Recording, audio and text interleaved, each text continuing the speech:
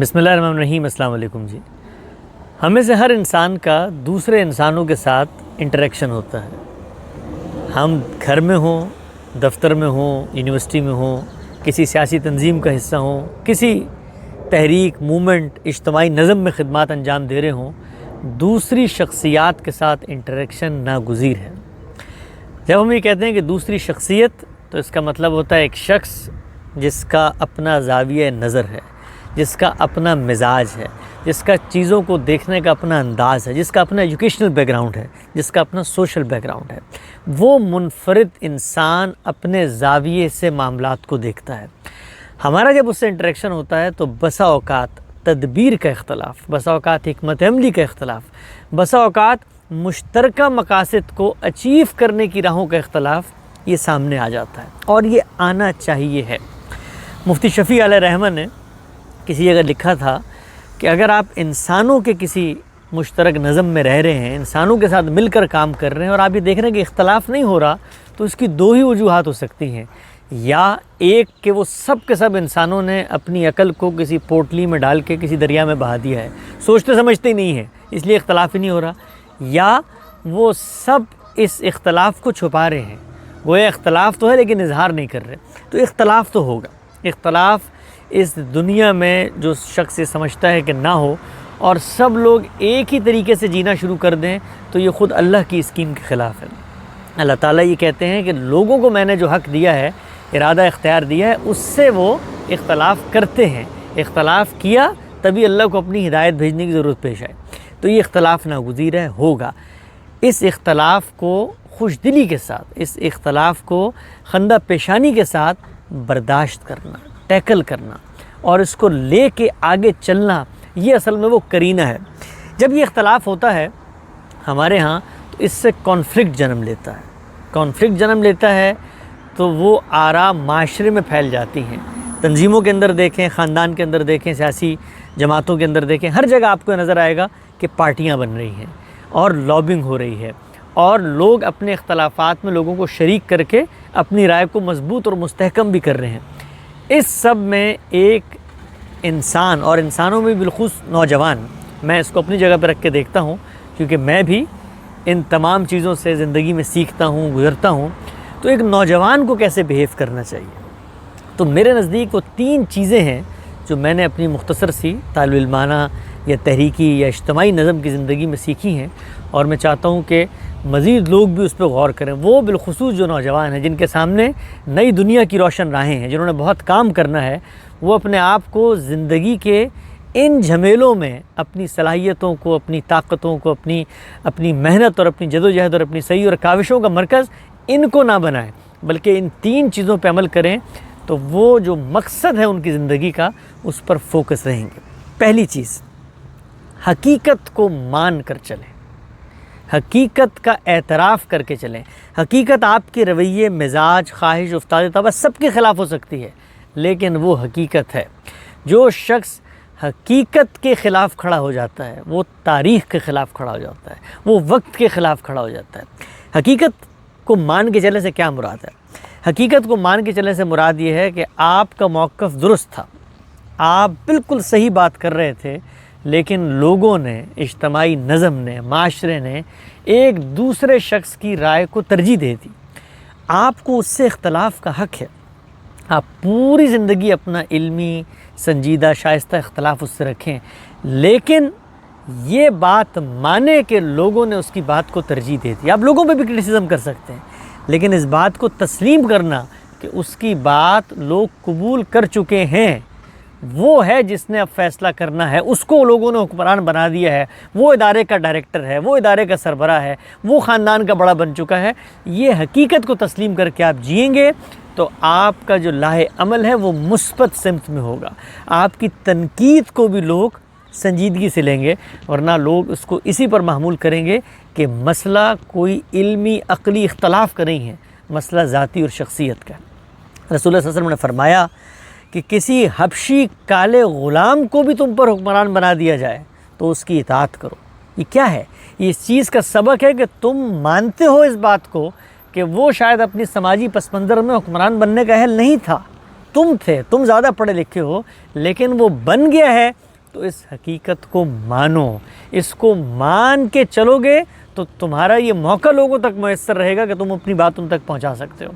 تو دنیا کے اندر آپ یہ دیکھیں، میں کبھی کبھی اس مومنٹ کو محسوس کرتا ہوں اور بڑی کروشل مومنٹ ہوتی ہے، اور یہ مومنٹ جو ہے صرف سیاستدانوں کے پاس ہی اتنا ظرف موجود ہے کہ وہ اس کا اظہار کرتے ہیں کہ جس وقت آپ دیکھیں الیکشنز ہوتے ہیں تو الیکشن سے پہلے سیاستدان ایک دوسرے کے خلاف برس ہا برس کی کمپیننگ کر رہے ہوتے ہیں کہ دیکھو یہ تو ایسا آدمی ہے، وہ تو ویسا آدمی ہے، لیکن جس وقت الیکشن کا رزلٹ آتا ہے وہی پارٹی کا سربراہ پوری قوم کے سامنے کھڑے ہو کر کہہ رہا ہوتا ہے کہ میں شکست تسلیم کرتا ہوں، آج سے اس ملک کا یہ وزیر اعظم ہے۔ یہ کس چیز کا اظہار ہے؟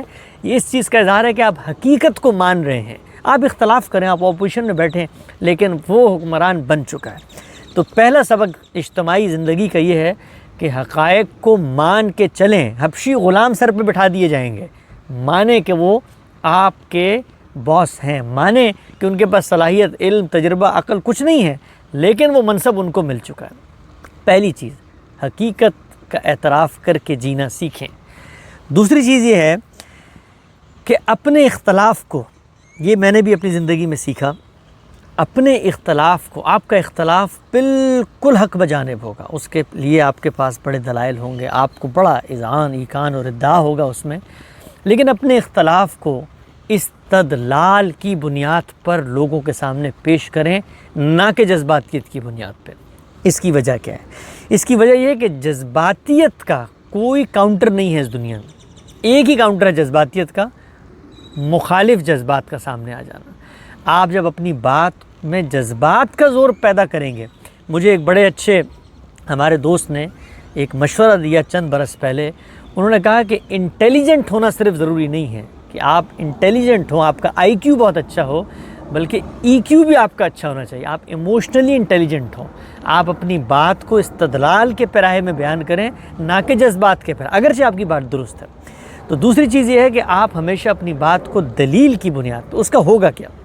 اس سے ہوگا یہ کہ آپ جو آپ کا مد مقابل ہے اس کو بھی یہ دعوت دے رہے ہیں کہ وہ آپ کے براہین اور آپ کے آرگومنٹ پہ غور کرے، اور اگر آپ کا آرگومنٹ غلط ہے تو آپ خود بھی اس جگہ پر کھڑے ہیں کہ آپ خود اپنی بات پر غور کر کے رجوع کر سکتے ہیں۔ لیکن ایک مقدمے کی بنیاد آپ نے جذباتیت پہ رکھی ہے اور ایک بڑی لمبی جذباتی تقریر کر دی ہے، تو اب اگلا آدمی کس چیز کو کاؤنٹر کرے؟ کوئی استدلال تو آپ نے دیا نہیں، کوئی عقلی دلیل تو آپ نے دی نہیں، تو وہ بھی پھر برمقابل جذبات ہی رکھے گا۔ وہ کہے گا کہ تم نے مجھے معاشرے میں ننگا کر دیا، کہے گا تم نے مجھے معاشرے میں ننگا کر دیا۔ اب کس نے کس کو کیا تھا اس کا فیصلہ گفتگو میں نہیں ہو سکتا، اور وہاں سے آدمی روٹ کے اٹھ ہی جائے گا۔ تو دوسری جو نصیحت جس پہ میں نے بھی عمل کیا اور میں چاہتا ہوں نوجوان اس پر توجہ دیں اور اپنی زندگی، اپنی صلاحیتیں، اپنے قیمتی وقت کو ان بحثوں سے نکال کر سنجیدگی کے ساتھ ان مسائل کو حل کریں، وہ دوسری چیز یہ ہے کہ علمی استدلال، آرگومنٹ، اکیڈمک انداز میں حقائق کی دنیا میں اپنی بات کو پیش کریں، نہ کہ جذبات۔ تیسری بات، سب سے اہم بات، اور یہ اہم اس حوالے سے کہ ہم سب کو زندگی میں اس کا سامنا کرنا پڑتا ہے، وہ تیسری بات یہ ہے کہ کبھی زندگی میں خبر واحد کی بنیاد پر، خبر واحد انڈیویجول انڈیپینڈنٹ رپورٹنگ کی بنیاد پر کوئی رائے قائم نہ کریں، کوئی رائے قائم نہ کریں۔ اس کی وجہ کیا ہے؟ اس کی وجہ یہ ہے کہ جب آپ کو کوئی فرد آ کر کوئی بات بتاتا ہے تو اس بات میں اس کا تاثر بھی شامل ہے، اس کی پرسیپشن بھی شامل ہے، اس کے الفاظ بھی شامل ہیں، اس کا حافظہ بھی شامل ہے، اس کا فہم بھی شامل ہے، اس کی شخصیت بھی شامل ہے، معاشرے کی 10 اور پہلو ہیں دباؤ کے جو اس میں شامل ہو جاتے ہیں۔ تو آپ تک اگر کوئی کسی کی بات آ کر بتاتا ہے کہ دیکھیں اس نے تو تمہارے بارے میں یہ کہا تھا، یا میں نے تو اصل میں یہ سنا تھا، یا مجھے تو لگتا ہے کہ اب یہ ہو رہا ہے، تو یہ خبر واحد ہے۔ اس سے زیادہ کمزور ذریعہ علم جس کی بنیاد پر آپ فیصلہ کر سکتے ہیں کائنات میں موجود نہیں ہے۔ تو انڈیپینڈنٹ انڈیویجول رپورٹنگ کی بنیاد پر لوگوں کے ساتھ اپنے تعلقات، اداروں کے ساتھ اپنے معاملات، اور خاندان کے اندر رویے اور مزاج کے جو مراسم ہیں ان کو کبھی طے نہیں کرنا چاہیے۔ آپ یہ دیکھیے ایک آدمی غصے کی حالت میں نکلا ہے، دوسرے نے اس سے چائے کے بارے میں نہیں پوچھا تو اب اس کی ایک رائے بن جاتی ہے اس کے بارے میں، وہ رائے ہے جو تحت شعور میں رہتی ہے۔ پھر کل کلا کوئی معاملہ ہوتا ہے تو وہ سب پچھلی باتیں نکل کے ایک جملے میں ڈھل کے انڈیپینڈنٹ رپورٹنگ کے طور پہ آپ کے کان میں پڑ جاتی ہیں، اور ہمارے کان میں پڑتی ہیں تو ہم ایک تاثر میں جی رہے ہوتے ہیں، تو اس سے ایک اثر لے کر اس کو بنیاد بنا کر، اس خبر واحد انڈیویجول انڈیپینڈنٹ رپورٹنگ کو بنیاد بنا کر اپنا لاہ عمل طے کرتے ہیں۔ آپ یہ دیکھیے، تاریخ کا مطالعہ یہ بتاتا ہے کہ جنگوں کی بنیاد اس پہ پڑی، سیاسی نظم اس کی وجہ سے ٹوٹ گئے، اور خاندان پارا پارا ہو گئے، خاندان کا اتحاد تتر بتر ہو گیا، صرف اس وجہ سے کہ سنی سنائی انڈیویجول انڈیپینڈنٹ رپورٹنگ۔ تو تیسرا جو زندگی کا سبق ہے انسانوں کے ساتھ انٹریکشن کرتے ہوئے، وہ یہ کہ کسی کی انڈیپینڈنٹ رپورٹنگ پہ کبھی کوئی دھیان نہ دے۔ کوئی آپ کو آ کر بتاتا ہے کہ اس نے تمہارے بارے میں یہ کہا ہے، آپ یہ طے کر لیں کہ بھائی یہ جو بات مجھے بتا رہا ہے اس کی تصدیق وہ شخص کرے گا تو میں اس پر کوئی ایکشن لوں گا۔ تو ہمیشہ یہی بات کہنی چاہیے ہے کہ آپ کی بات مجھ تک پہنچ گئی، میں ان سے براہ راست بات کروں گا اگر مجھے ضرورت پیش آتی ہے، اور ان سے جا کر یہ کہیے کہ اگر ان کو میرے بارے میں یہ رائے لگتی ہے تو وہ آ کر مجھ سے بیان کریں۔ تو آپ دیکھیں گے کہ 80-90% باتیں ہوا میں تحلیل ہو جائیں گی، آگے بڑھیں گی نہیں، اس لیے کہ اس انڈیپینڈنٹ رپورٹنگ میں اس بندے، اس راوی کا تصرف ہے جو شامل ہوتا ہے۔ تو یہ 3 سبق ہیں اجتماعی زندگی میں، اور اجتماعی زندگی چونکہ ہم انسان ہیں، سوشل اینیمل ہیں، جینی ہی جینی ہے۔ ہم اس دنیا کو جنت نہیں بنا سکتے کہ سب لوگ ہم سے متفق ہو کر کھڑے ہو جائیں، ان کے دلوں سے ہمارے بارے میں کوئی غبار ہو تو وہ چھٹ جائے، ان کے اختلافات ہم سے رفع ہو جائیں۔ اسی دنیا میں جینا ہے، اسی دنیا میں جینے کا ایک کرینہ پیدا کرنا ہے، تو وہ کرینہ 3 چیزوں سے پیدا ہوگا۔ میری اپنی طالب علمانہ زندگی کا یہ مشاہدہ ہے۔ پہلی چیز یہ ہے کہ ہمیشہ استدلال پہ اپنی بات پیش کریں، کبھی جذباتیت پہ اپنا مقدمہ پیش نہ کریں۔ دوسرا، حقیقت کو مانیں کہ یہ زندگی دنیا کی حقیقت ہے، اس کو وقت کو مان کے چلیں۔ اور تیسرا، انڈیپینڈنٹ رپورٹنگ کی بنیاد پر کبھی کوئی فیصلہ نہ کریں۔